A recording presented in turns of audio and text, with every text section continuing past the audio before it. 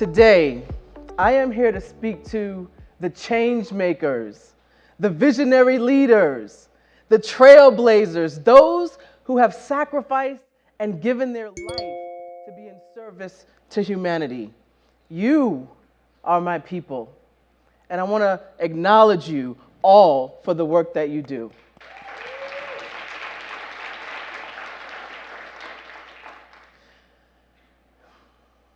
I want you to take a step back.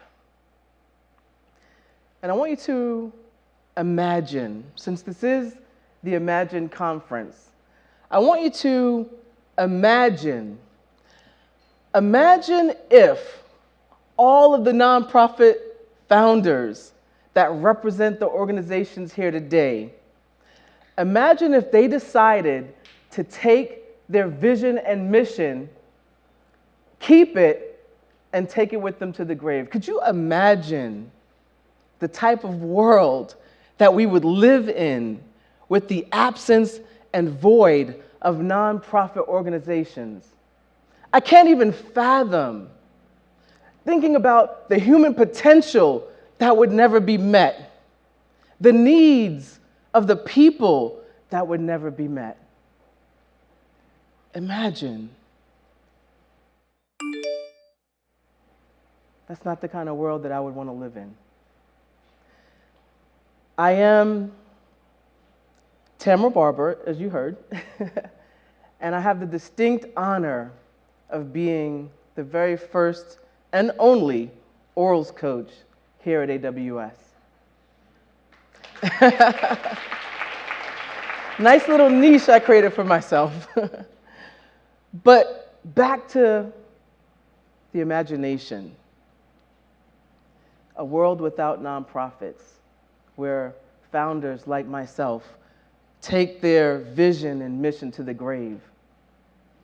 It was Les Brown that said, "The graveyard is the richest place on earth because it is here that you will see and find the hopes and dreams that were never fulfilled, the books that were never written, the songs that were never sung, the inventions that were never shared, and the cures that were never discovered." While I am a proud Amazonian, I'm also president and founder of an organization called Extreme Teen Leaders. And my mission is to empower our 13 to 18-year-old teenagers. How many of you have teenagers in this room? Yeah. To empower them so that they get how much they matter, so that they get the social and emotional learning tools that they need to successfully navigate life. That's my mission. And there's a couple of details about what we've accomplished. In this journey, I've received a lot of letters from some of our students. But there's one. There's one that wakes me up every morning. You know, on those mornings when you just want to stay in the bed and chill? Yeah. When I think about this letter that one of my students wrote to me, it wakes me up out of my bed every morning. And I want to share that letter with you. It's a letter from a girl named Charlie Brown. And she says, Thank you so much. The things you have taught me and helped me discover within myself has changed my life so effing much." She's a teenager. "It still is a strange thing to me that a year and a half ago, I thought there was only one way to change my life. That way was to simply dispose of it and be forgotten after everyone I knew died on. But you have helped me realize," I'm trying to read this, realize there was another way. And I had to do, and all I had to do was just open my mind and heart, realize that I was loved, and that my legacy will be remembered. You inspired me to choose my future and my possibility. Because of you, I've decided to become a hands-on interactive children's therapist and children's advocate. I want to help a child see their power and possibility through an art project or the paws of an animal. My vision for the world is that when one person changes a life, that person changes 100 other people's lives, and the chain continues. And for me, you started my chain to affect 100 others. Your passion for what you do inspires me every single day, and I don't think there's actual words for how much you mean to me.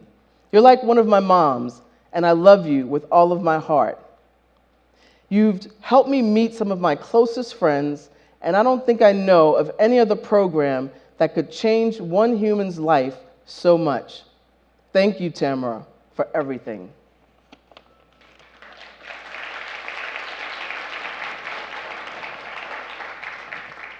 It's this letter that wakes me up and has me activate my mission every single day. Now, whether you're an organization like my friend Gerald here, who his mission is to make sure that when you look or when I walk into AWS, I see young men of color in that audience. Whether you're an organization like Flickshop, is it Flickshop? Flickshop, who provides a way for families to stay connected in some of those most difficult times. Their Charlie is one of my volunteers whose son is currently incarcerated. One of your Charlies is my son, who is a software developer at a major firm that will go unnamed.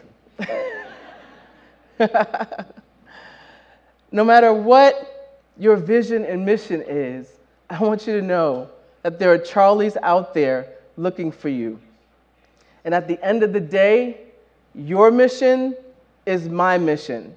When I think about the work that Save the Children does across the globe, I work with young people, so your mission is my mission.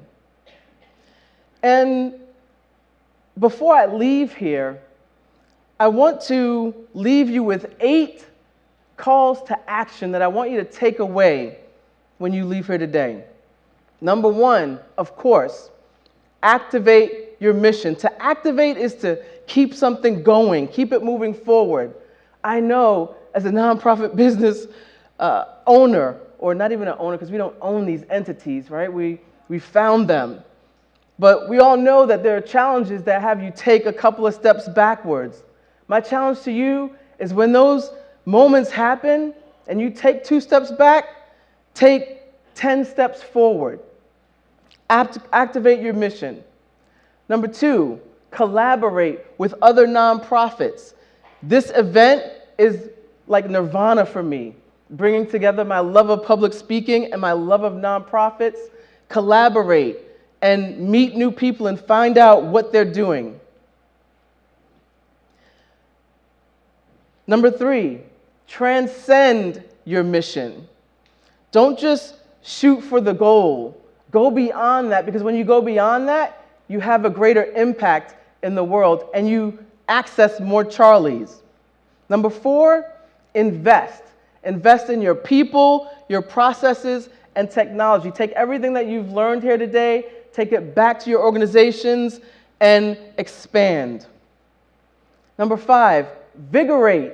Put all of your energy into what you're up to, because you're up to something that is changing the trajectory of people's lives. It's important work.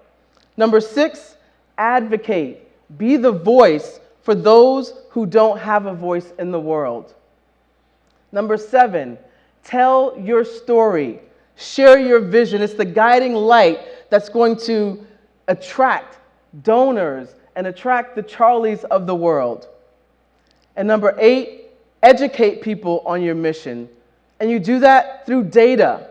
Make sure you put the systems in place to collect the data that you need so that you can demonstrate the impact that you're having in the world. Your mission is like a credit card. You know, when you get it in the mail, it's got the activation card on it. When you get it, there's value, but if you don't activate it, you can't access the value. So activate your mission. This is Charlie Brown today.